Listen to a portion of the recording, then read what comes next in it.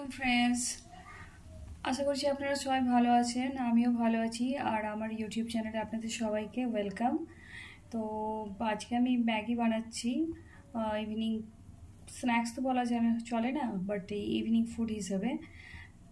তো ঠিক আজকে আমি একদম খুব সিম্পল প্রসেসে ম্যাগি আমার কাছে বড় ছিল না, তো দোকানে যেসব ছোটো প্যাকেটগুলো পাওয়া যায় ওগুলোই আমি কুক করছি।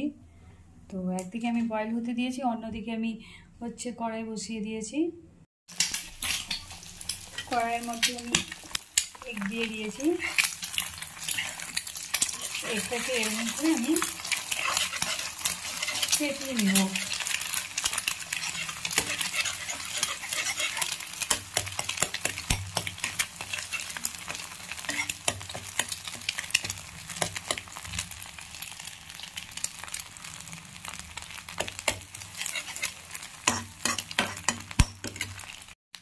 এর মধ্যে আমি ক্যাপসিকাম কুচি, পেঁয়াজ কুচি,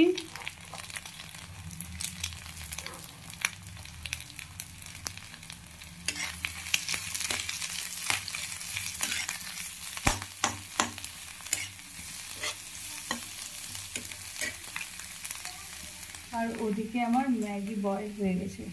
বয়েল হওয়ার পর আমি এটা ধুয়ে নিয়েছি ঠান্ডা জল দিয়ে। ঠান্ডা জল দিয়ে ধোয়ার কারণটা হচ্ছে এতে নুডলসটা একসাথে লেগে যায় না, একদম ঝরঝরে থাকে। তার জন্য আমি সবসময় ম্যাগিটাকে বয়েল করে ওটাকে আবার ঠান্ডা জল দিয়ে ধুয়ে তারপর এভাবে রেখে দিই। এদিকে আমার এগ, পেঁয়াজ কুচি আর ক্যাপসিকাম এই অবস্থায় রয়েছে। আর একটু ফ্রাই করে এর মধ্যে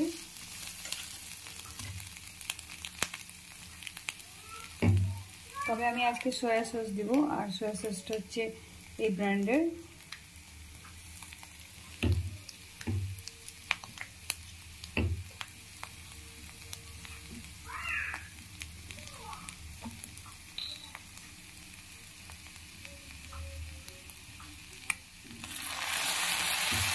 বেশি পরিমাণ দিইনি, একটুই দিয়েছি, নাহলে দেখতে খুব কালো কালো হয়ে যায়, ভালো লাগে না।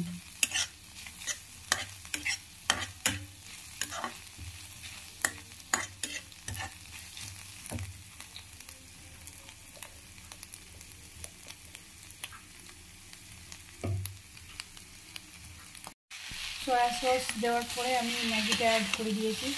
এই দেখুন ম্যাগিটা কত ঝরঝরে এসে একদম কোনো রকম লেগে যাচ্ছে না।